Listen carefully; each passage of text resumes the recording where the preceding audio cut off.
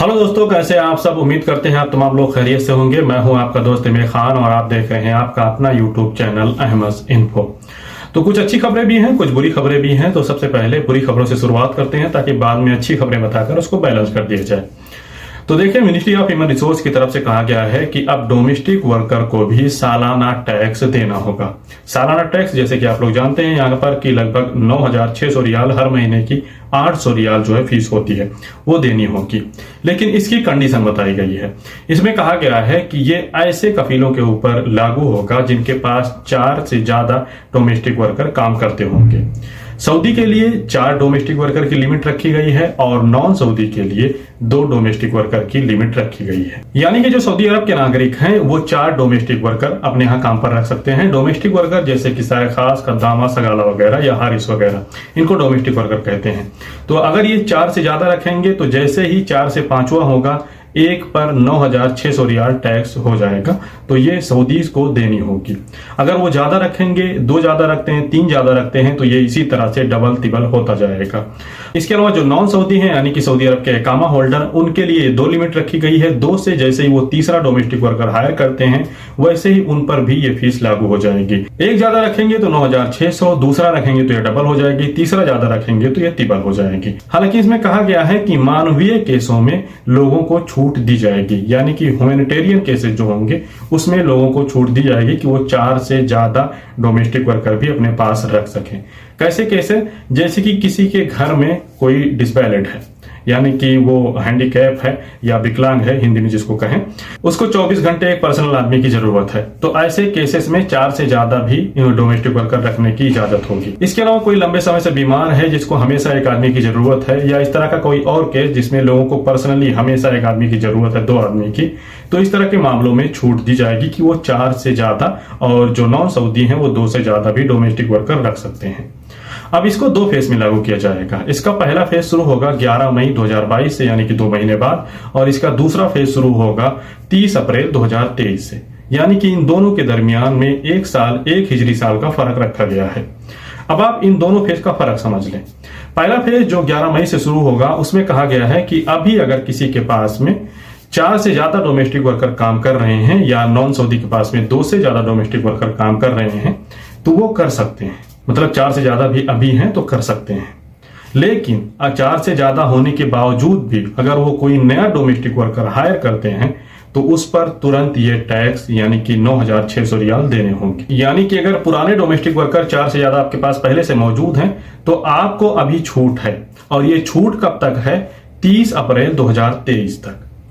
30 अप्रैल 2023 के बाद में चाहे आपके पास पुराने हो या नए हो, आपके पास अगर 4 से ज्यादा डोमेस्टिक वर्कर या नॉन सऊदी के पास 2 से ज्यादा डोमेस्टिक वर्कर काम करते होंगे तो उन पर वर्कर 9,600 रियाल टैक्स देना होगा।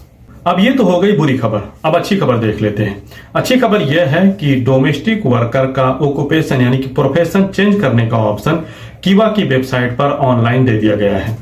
इससे पहले तकरीबन 3-4 महीने पहले मैंने एक वीडियो में बताया था कि डोमेस्टिक वर्कर का ऑक्यूपेशन प्रोफेशन चेंज तो हो सकता है, लेकिन इसके लिए बहुत सारे डॉक्यूमेंट लगते हैं, बहुत दौड़ भाग करनी पड़ेगी, पैसे लगेंगे, और आपका कफील जो है इसके लिए पूरी तरह से राजी होना चाहिए।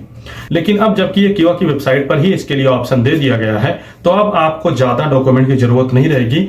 बस शर्त यह है कि आपका मौजूदा कफील जिसके पास आप अभी काम कर रहे हैं वो राजी होना चाहिए। इसके अलावा इसमें दूसरी शर्त यह है कि आपके इकामे की वैलिडिटी 1 साल से ज्यादा नहीं होना चाहिए। यानी आपका इकामा जो है वो 1 साल से ज्यादा का रिन्यू नहीं हुआ होना चाहिए। अगर ऐसा है तो भले ही आप रिक्वेस्ट एक्सेप्ट कर लेते हैं, आपकी रिक्वेस्ट एक्सेप्ट ही नहीं होगी, आपका ट्रांसफर नहीं होगा। तो इस चीज का भी खास ख्याल रखें। इसके अलावा इसमें और भी जो शर्तें दी गई हैं उसमें यही है कि आपके ऊपर कोई केस नहीं होना चाहिए, और इसके अलावा कोई ट्रैफिक मुखालफा नहीं होना चाहिए। इस तरह की जो और भी कंडीशन रहती हैं, यानी कि रिकॉर्ड जो है साफ सुथरा रहना चाहिए। अब यहाँ पर ध्यान रखें कि जैसे कि आप आमिर मंजरी हैं या साय खास वगैरह हैं, साय खास की मैं स्पेशली बात कर रहा हूं, तो आप किसी कंपनी में ड्राइविंग वगैरह में जा सकते हैं। इसके अलावा और दूसरे काम में भी जा सकते हैं जिसमें किसी खास डिग्री वगैरह की जरूरत नहीं पड़ती। तो इसका प्रोसीजर क्या है? सबसे पहले तो आपको अपने मौजूदा कफील को राजी करना होगा कि हाँ वो आपको कफालत दे, आपको जाने के लिए छोड़े। दूसरी चीज, आपको कोई कंपनी ढूंढनी होगी। वो आपकी सारी डिटेल लेगा और आपकी सारी डिटेल लेने के बाद में वो आपके अफसर पर या क्यूआ पर रिक्वेस्ट भेजेगा और ये रिक्वेस्ट जो है दोनों जगह जाएगी, आपके पास भी और आपके कफील के पास भी। पहले आपका कफील इसको एक्सेप्ट करेगा, वो जब एक्सेप्ट कर लेगा तो फिर आपको एक्सेप्ट करनी है और आपके एक्सेप्ट करने के बाद में आपका कफाला हो जाएगा। ध्यान रखें ये रिक्वेस्ट जो है 10 दिनों के अंदर ही एक्सेप्ट करनी है, 10 दिन के बाद ये ऑटोमेटिक डिलीट हो जाएगी। दूसरी अच्छी खबर है इंडिया से। इंडिया ने 27 मार्च से तमाम इंडिया से उड़ने वाली कमर्शियल इंटरनेशनल फ्लाइटें, नॉर्मल फ्लाइटें रिज्यूम करने का फैसला ले लिया है। यानी कि अभी जो इंडिया से फ्लाइटें चलती थी वो वंदे भारत मिशन के तहत या जहां से इंडिया का बबल अरेंजमेंट हुआ था उस तरह की फ्लाइटें चलती थी, नॉर्मल फ्लाइटें नहीं चलती थी। लेकिन 27 मार्च से ये तमाम फ्लाइटें फिर से चलने लगेंगी।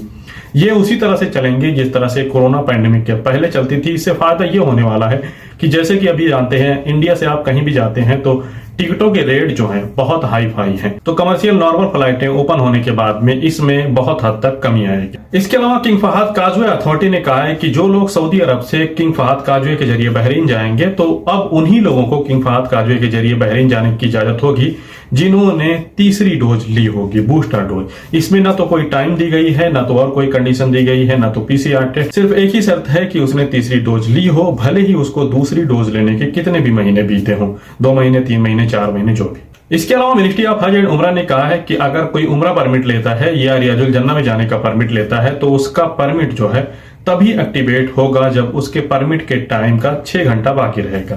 यानी जिस भी टाइम का आपने परमिट लिया होगा उसके 6 घंटे पहले ही आपका परमिट एक्टिवेट होगा, उससे पहले नहीं।